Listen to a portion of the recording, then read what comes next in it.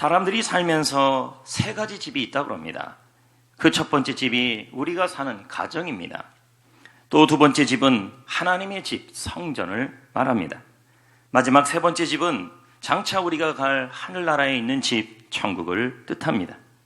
오늘은 지난주에 이어 교회에 대한 말씀을 나누려고 합니다. 오늘 말씀에 보면 하나님의 집, 하나님의 성전을 사모하는 사람에게는 하나님이 복이 있다고 말씀하고 약속하고 있습니다. 4절 말씀을 다 같이 보겠습니다. 읽어봅니다. 시작. 주의 집에 사는 자들은 복이 있나니. 아멘.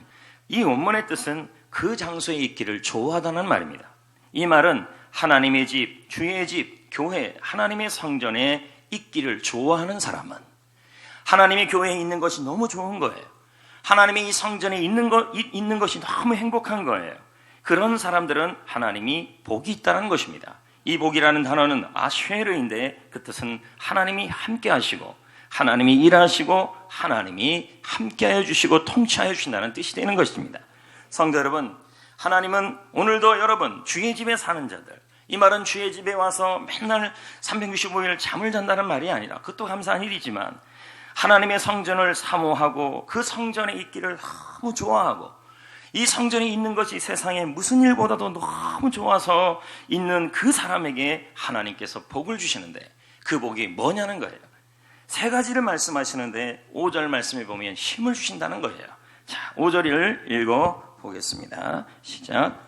주께 힘을 얻고 그 마음에 시온의 대로가 있는 자는 복이 있나이다. 아멘. 여기 시온의 대로라는 말이 나오죠. 시온은 하나님의 성전을 뜻하는 것입니다. 하나님의 집을 의미하는 거예요.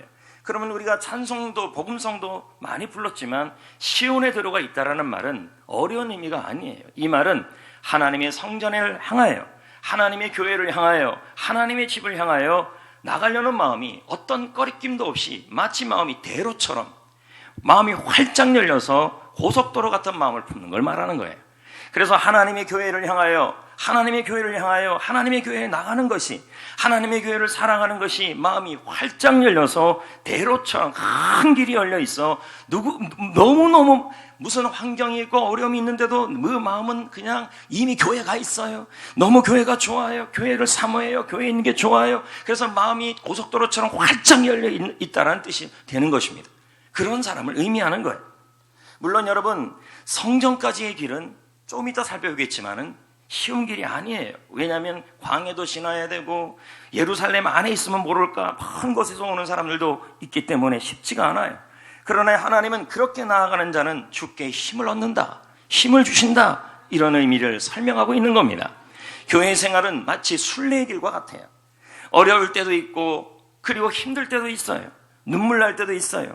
하지만 여러분이 하나님의 성전을 사랑하고 그 성전을 사모하고 그 성전을 향하여 시온의 대로 마음이 활짝 열리기로 결심하는 즉시 하나님이 붙들어 주셔서 교회 생활할 힘을 공급해 주신다는 것입니다. 그래서 7절은 말씀합니다. 읽어봅니다. 시작.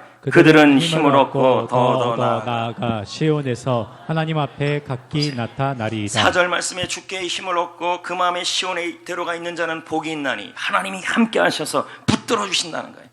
교회 생활하고 인생 생활하면서도 내가 하나님의 교회를 사모하고 그 교회에 대하여 마음이 활짝 열려서 교회를 좋아하는 사람에게는 하나님께서 힘을 주시는데 그래서 결심하고 나아가면 힘을 얻고 더 얻어서 시온에 이르게 한다. 하나님의 성전에 이르게 하여서 하나님 앞에 나아간다. 성전에 나아가는 것을 하나님 앞에 나아가는 것으로 설명하고 있다는 것입니다. 여러분, 운전을 하다가 연료 경고등이 켜지면 우리는 불안해요. 그래서 자꾸만 기름 표시등을 보게 되죠. 그러다가 주유소에 가서 차에 기름을 다시 채우면 그때부터는 마음이 평안해지고 든든해지는 것입니다. 살다 보면 경고등이 켜질 때가 있습니다. 사는 게 힘들고 사업이 힘들고 부부 생활도 어렵고 남들 다 가르치는 기르는 자식인데도 왜 그렇게 자식 키우는 게 어려운지요. 믿음 생활도 쉽지 않고 교회 생활도 어렵기만 하고 피곤하고 힘이 빠질 때가 있어요. 그런데 여러분, 주께 힘을 얻고 그 마음에 시온의 대로가 있는 자, 이 말은 내가 하나님의 성전을 사모하고 하나님의 성전을 향하여 마음이 활짝 열려서 그렇게 나아가는 자들에게는 이상하게 하나님이 함께 하시고 아시아로 복을 주시고 붙잡아 주시고 기도할 때 힘 주시고 찬송할 때 회복 주시고 예배할 때 능력을 부어 주신다는 말이에요. 할렐루야. 그래서 고 하영조 목사님은 말씀합니다. 다 같이 읽어보겠습니다. 시작. 복 중에 복은 우리가 나와서 예배를 드릴 곳이 있다는 것이다. 기도하고 눈물을 흘리고 하소연하고 하나님께 위로와 격려를 받고 세상을 향하여 다시 나아갈 수 있는 그런 장소가 있다는 것이다. 그것이 바로 하나님의 성전이라는 거죠. 성도 여러분, 주께 힘을 얻고 그래 하나님께 힘을 얻고 그래 주님을 의지하여 다시 한번 마음의 시온의 대로 하나님의 성전 시온 하나님의 교회에 대하여 대로 마음이 활짝 열려서 이 안에 내 앞길에 장애물이 있고 사람들의 방해가 할지라도 내 마음은 하나님을 교회를 향하여 마음이 활짝 열리고 하나님의 교회를 사모하고 나아가려는 자에게는 하나님이 힘을 주시고 나타나시고 붙들어 주시고 그리고 그것만이 아니라 실제로 힘만 주는 것이 아니라 상황에 실제로 개입하여서 문제가 있다면 문제를 해결해 주는 은혜까지 주신다는 거예요. 그 말씀이 6절입니다. 자 보세요. 그들이 눈물 골짜기로 지나갈 때 그곳에 많은 샘이 있을 것이며 이른 비가 복을 채워주나이다. 여러분 시온으로 나아가는 길이 지금 이 시편 84편에 고라의 자손이 시온으로 나아가는 길이 하나님의 성전으로 나아가는 그 길마다 뭐가 있냐면 눈물이 있었다는 거예요. 눈물이란 말은 울다 통곡하다는 말이에요. 그러므로 이 바카라는 뜻인데 당시 유대인들이 예루살렘으로 가기 위해서 통과했던 장소가 이 바카의 골짜기, 눈물의 골짜기예요. 거칠고 물이 부족하고 고통스러운 곳이 바로 이곳이에요.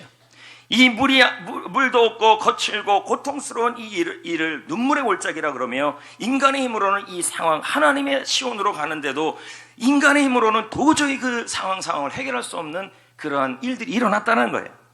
하지만 오늘 말씀에 뭐라 그럽니까? 그 마음에 주께 힘을 얻고 그 마음에 시온에 들어가 있는 자는 하나님의 성전을 향하여 마음이 활짝 열려 어떤 상황에서도 하나님의 성전에 나아가는 자에게는 하나님이 함께 하시고 붙들어 주시고 힘을 주시고 끝까지 그 길로 나아가는 자들에게는 그 길 가운데 눈물 나는 골짜기가 있다 할지라도 그 장소에 많은 샘이 터질 것이고 이른 비까지 내려주겠다. 여러분 이 이른 비는 팔레스틴 지역에 9월 10월에 내리는 비예요. 이 비가 꼭 있어야만 그들의 밭에 파종을 할 수 있고 경작을 할 수 있는 아주 중요한 비예요. 근데 이 비가 언제 내렸냐 봤더니 쉽게 힘을 얻고 시온의 대로를 가지고 하나님의 성전을 사모하며 사랑하며 나아가는 그 과정에서 하나님께서 나아가는 그 사람들의 밭과 그 사람들의 농지에 비를 내렸다는 거예요. 성도 여러분, 우리는 하나님의 성전을 사모하고 교회를 사모합니다. 마음의 시온의 대로가 있어 하나님의 교회를 향하여 마음을 품고 있습니다. 하지만 힘이 빠지고 지칠 때도 있습니다. 그때 하나님은 우리에게 힘을 주시고 능력을 주셔서 그래서 하나님의 성전에서 하나님의 교회에서 신앙생활, 믿음생활, 교회생활을 할 수 있도록 힘을 주실 거예요. 하지만 아무리 그렇게 힘을 줘도 문제는 여전히 있다는 거예요. 눈물 나게 하는 일, 교회 생활하다가 눈물 나게 하는 일, 거칠고 힘들고 외로운 일이 일어나요. 그리고 그 일이 교회 안에서도 일어나지만 그 일이 나의 밭에도 일어나는 거예요. 나의 직장, 나의 일터, 나의 가정, 나의 인생의 밭에 문제가 생기고 눈물 나는 일이 생길 수 있다는 거예요. 하지만 여러분, 교회 생활하는데 그런 어려움이 있다 하고 인생 생활하는데 그런 어려움이 있다 할지라도 여러분의 마음에 시온의 대로를 품고 하나님의 교회를 향하여 마음을 활짝 열고 그리고 하나님의 교회를 사랑하고 사모하면 하나님은 그 눈물의 골짜기에서 많은 샘이 터지게 하시고 그리고 문제는 나의 밭, 나의 직장, 나의 일터, 나의 사업에 하나님이 필요한 이른비를 교회를 사랑하다가 이른비를 내려주셔서 직장의 일, 사업장의 일을, 가정의 일터의 일을 하나님이 해결해 주셨다는 말이에요. 할렐루야. 시편 126편을 보면요, 그 시작을 이렇게 써놨어요. 가로 열고 시편 126편 가로 열고 126편 밑에 성전으로 올라가는 노래. 이 구절은 여러분이 참 잘 아는 구절이에요. 7절 8절에 우리가 알다시피 눈물로 씨를 뿌리는 자는 기쁨으로 단을 거둔다, 그 말씀이 나오는 구절이에요. 근데 여러분 이 시편 116편의 6편을 보면요, 그 시작을 성전으로 올라가는 노래라는 제목을 달았는데, 이 상황을 보고 이 문맥을 통해 본다면 이들이 성전을 갈 수 없는 상황 속에 있었어요. 마치 우리나라 민족이 지금 코로나 때문에 교회가 나오기 쉽지 않은 거와 유사하다는 거죠. 봤더니 어떤 상황에 봤더니 바벨론에 유대인들이 포로로 끌려간 거예요. 그러니까 예루살렘에서 어떻게 예배를 드릴 수 있어요? 못 드리죠. 마치 일제시대에 우리나라 사람들이 모두 일제의 신사참배 탄압을 받고 있으니 교회 가서 예배 못 드리는 것 똑같은 상황이었다는 거죠. 유대인들이 포로가 되어 성전에서 예배를 드릴 수가 없었어요. 그런데 이 말씀을 보니까 하나님이 다시 성전으로 돌아가는 상황을 만드셨어요. 그들이 너무 기뻤어요. 야, 성전에서 예배할 수 있다니 너무 행복하고 너무 감사해요. 하나님의 교회에서, 하나님의 집에서. 그래서 그들은 하나님을 찬양했어요. 하지만 본문 말씀에 보면 성전으로 돌아오는 일이 쉽지가 않았어요. 눈물로 씨를 뿌리는 일들이 자꾸 일어났어요. 눈물 흘리는 일이 일어나고 문제들이 계속 일어났어요. 하지만 이들은 하나님의 성전을 사모했어요. 하나님의 집을 사모했어요. 하나님의 성전을 향해 발걸음을 옮겼어요. 마음에 주께 힘을 얻고 그 마음에 시온의 대로를 품었어요. 이 말은 하나님의 성전을 향하여 마음을 활짝 열고 어떤 일이 있어도 나는 하나님의 성전을 사랑하고 그 성전을 앞에 나아가고 그 성전에 있는 것이 너무 좋습니다. 그곳에 가고 싶습니다. 그렇게 사모했던 거예요. 근데 읽어보면 126편을 읽어보면요, 그들이 이렇게 고백을 해요. 주여, 남방 시내같이 우리를 포로에서 돌려보내시고 예루살렘의 성전에 가 예배하게 해달라는 거예요. 남방 시내같이 돌려보내달라는 뭘까? 제가 찾아보니까 이건 갑자기 광야에서 비가 내려서 물이 확 불어날 때가 있어요. 갑자기요. 이렇게 상황을 바꿔달라는 말이에요. 이 말은 이런 뜻이에요. 주여, 모든 상황이 갑자기 바뀌기를 원합니다. 우리가 성전에 돌아오는 길을 막는 일들이 있습니다. 눈물 나는 일이 있고 어려운 일들이 있습니다. 하나님 순식간에 해결하셔서, 순식간에 지금의 문제를 풀어주셔서 내가 하나님의 성전에 너무 가고 싶사오니 가게 만들어 주옵소서. 그게 바로 남방시내로 돌려보내소서라는 뜻이에요. 그래서 하나님이 응답합니다. 그게 바로 시편 116편 7절 8절이에요. 눈물을 흘리며 씨를 뿌리는 자. 이 말은 뭐예요?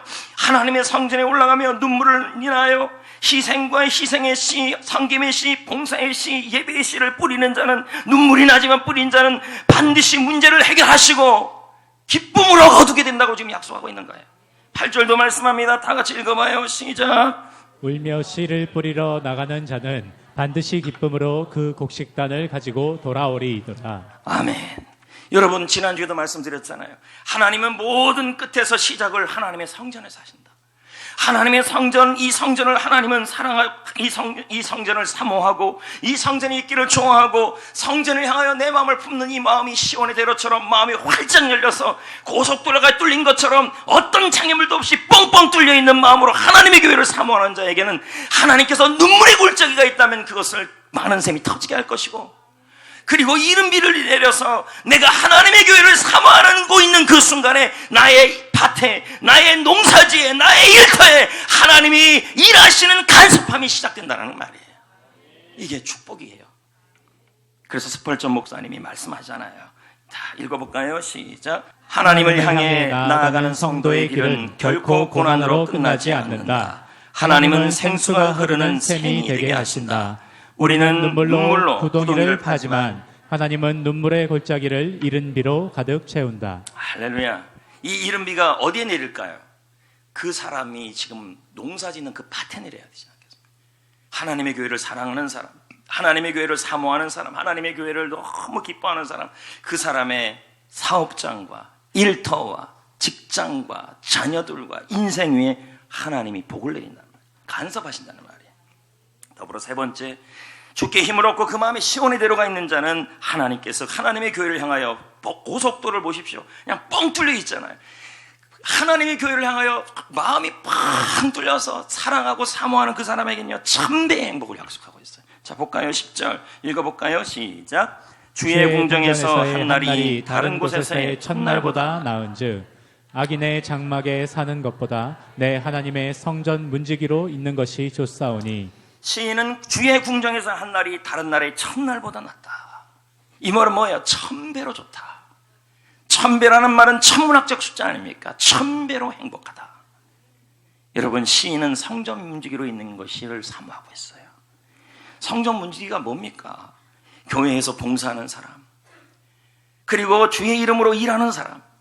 그래서 우리가 교회에서 봉사할 때도 마음에 시온의 대로를 품고 하셔야 돼요. 하나님의 교회를 향하여 마음을 활짝 열고, 왜 맨날 나한테만 전화해? 왜 맨날 나한테만 봉사시켜? 그게 아니라 내가 시온의 대로를 품고 성전 문지기로 주님의 교회를 사모하고 사랑한다는 말은 교회에서 봉사하고 주의 이름으로 일하고 차량을 안내하고 식당에서 식사를 섬기고 봉사하고, 이게 다 하나님의 문지기와 성전 문지기예요. 근데 이 일을 사모한다는 거예요. 나 좀 교회에서 섬기고 싶다. 지금 있는 자리에, 지금 섬기는 그 자리에서 잘 섬기고 싶다. 복음을 전하는 사람은 천국의 문지기입니다. 하나님은 이런 사람들에게 뭐라 그럽니까? 1000배가 행복해지게 하겠다. 이런 사람이 성경에 나오잖아요. 오벳에도 하나님의 법궤를 모셨잖아요. 그리고 그 법궤를 모시면서 하나님께 큰 은혜를 받아요. 그 법궤는 다윗을 통하여 성막으로 가게 되죠. 그는 그 위에도 다윗에게 고백하고 하나님께 고백하면서 저희와 저희 가정을 이 성막 문지기로 있게 해달라고 얘기를 해요. 그리고 나서 성막이 있는 곳으로 이사까지 가요. 그곳에서 성막을 섬겨요. 그것이 얼마나 대단한 일이겠습니까? 텐트에 가서 그 섬기는 일 아닙니까? 문지기에서 문을 열고 섬기고 쓸고 닦고 안내하고, 그리고 성막에 오는 사람을 위해서 또 섬기고 밥해주고 이런 일들 아니겠습니까? 근데 이 일을 너무 하고 싶어 했어요. 오베드돔이. 왜 그럴까요? 하나님을 사랑했기 때문에. 하나님을 사랑하니 하나님의 성막이 좋은 거예요. 근데 문제는 그것으로 끝이 아니에요. 그의 자녀들도 그 아버지를 닮아서 우리도 성전의 문지기로 있기를 원해요 라고 그렇게 사모를 해요. 그러자 하나님은 그와 그의 집에 큰 은혜를 내려요. 1000배. 그게 뭡니까? 그와 그의 자녀들은 다스리는 사람이 되고 성전의 문지기로 있었지만 능력자들이 되고, 하나님께서 그 가정을 크게 사용하여 주시며 주의 집에 있는 것이 악인의 장막에 있는 것보다 더 좋게 만들어줘 버렸습니다. 한국 교회사에도 하나님의 성전과 하나님의 교회를 사모하고 사랑함으로 1000배의 행복을 누린 사람이 등장하죠. 그 사람 이름이 유계준 장로님이십니다. 그는 젊은 시절 평양 깡패였습니다. 성격이 개팍하고 방탕한 생활을 했죠. 그러니 가정이 편안한 날이 없었어요. 자녀도 갖지 못하고 고민하며 방황하며 살아갔습니다. 그러던 어느 날 미국 선교사 사무엘 마펫을 만나게 됩니다. 평양 시내에서 마펫은 전도를 했습니다. 그러자 마펫 선교사님을 향하여 이 깡패 유계준이라는 사람이 행패를 부릅니다. 그런 마펫 선교사는 끝까지 예수를 믿으라고 권유하며 호소를 했습니다. 결국 그는 마펫 선교사님을 통해 예수 그리스도를 믿게 되죠. 자신의 과거를 생각하면서 나 같은 부족한 사람이, 깡패 같은 사람이, 나같이 정말 못되고 개팍한 사람이 하나님을 믿게 되고 하나님의 자녀가 됐다는 사실이 너무 감사하니까 그때부터 그는 하나님의 교회와 하나님을 사모하기 시작했어요. 자신의 전 재산을 들여 자신의 집을 교회로 만들었어요. 그 교회 이름이 미림교회입니다. 그야말로 주님의 교회를 너무너무 사랑했고, 그 후 그는 평양에 있는 주기철 목사님이 심호하시는 산종현 교회로 가서 그곳에서 그 목사님을 도와 장로님으로 섬기게 됩니다. 그러다가 8.15 해방이 일어났습니다.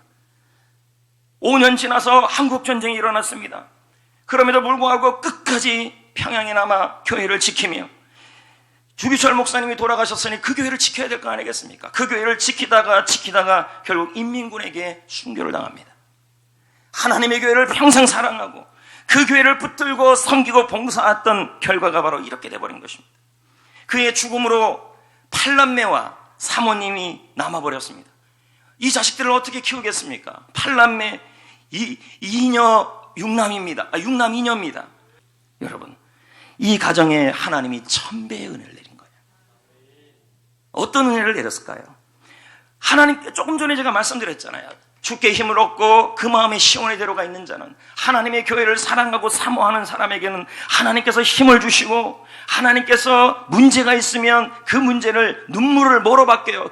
많은 샘이 터지게 하시고 이른비를 내리게 하시며, 그리고 주의 장막에 있는 것이 다른 날의 첫날보다 좋게 만들어 주었습니다. 그런데 이 가정이 그렇게 된 거예요. 하나님이 그의 후손 106명이 사회 각지에서 유명하게 쓰임받고 힘들고 어려워도 눈물겹게 주님의 교회를 사랑하고 섬겼더니 시간이 흐르고 때가 되니 하나님이 놀랍게 은혜를 내려주신 거예요. 시편 65편 4절 말씀에 이런 말씀이 있습니다. 다 같이 읽어보겠어요. 시작. 주께서 택하시고 가까이 오게 하사 주의 뜰에 살게 하신 사람은 복이 있나이다.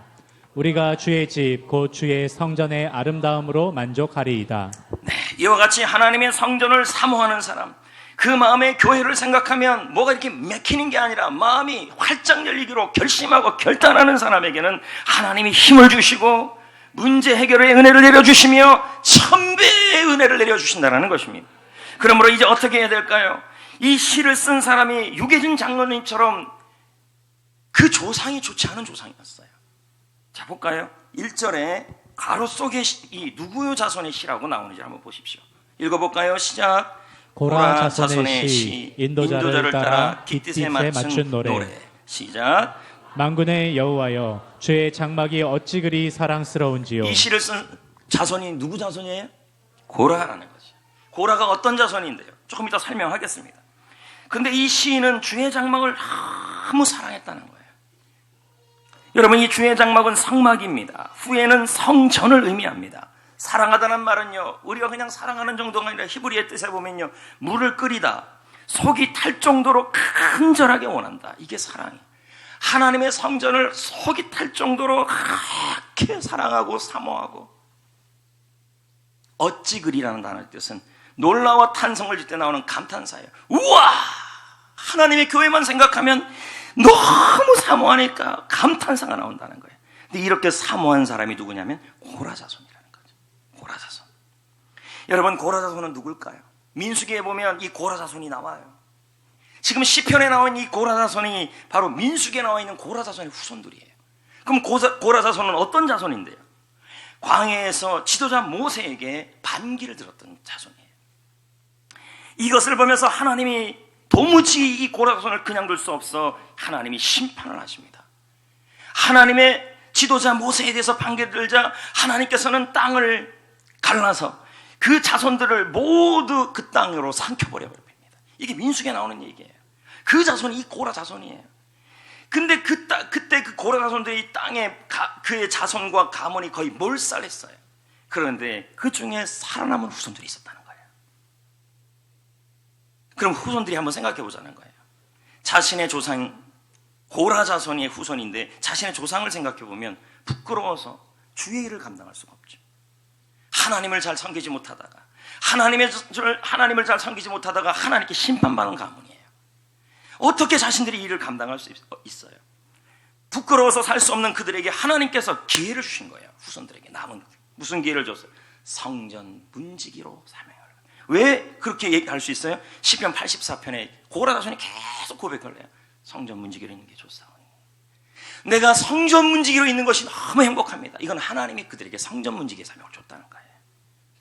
말씀 문맥을 통해 본다면 이 사람들은 천배의 행복을 받았고 주께 힘을 얻었고 이른비를 받았다는 거죠. 가문이 역전된 거죠. 성도 여러분, 장례를 치르면서 우리는 가족을 보냈잖아요, 않습니까? 그런데 아들이 외국에 있었다고 한번 생각해 보죠. 이미 장례는 다 끝났고 5일 지나서 겨우겨우 돌아왔어요. 코로나 상황이라면 6개월이 지나도 못 들어오는 거 아닙니까? 그러다가 며칠이 지나 몇 달이 지나 돌아왔는데 와봤더니 어머니의 옷만 남아있어요. 아들은 어머니의 옷을 붙들고 울고 통곡하며 어머니 외치며 어머니를 사랑해. 그 옷을 사랑한 것이 아니라 그 어머니를 사랑한 거죠. 어머니가 남겨준 옷이기에. 성도 여러분, 예수님은 이 땅에 33년을 사셨습니다. 그러다가 천국으로 가셨어요. 그리고 이 땅에 자신의 옷을 남긴 것이 아니라 몸을 남기셨어요. 그게 교회입니다. 에베소 1장 23절, 교회는 그의 몸이니 만물을 충만케 하는 자의 충만이라. 교회는 그리스도의 몸이라는 것입니다. 하나님은 이 땅에, 예수님이 이 땅에 옷을 남긴 게 아니라 그리스도의 몸인 교회를 이 땅에 남겨주셨습니다. 그 교회를 사랑하는 것이 바로 예수님을 사랑하는 것이라는 거예요.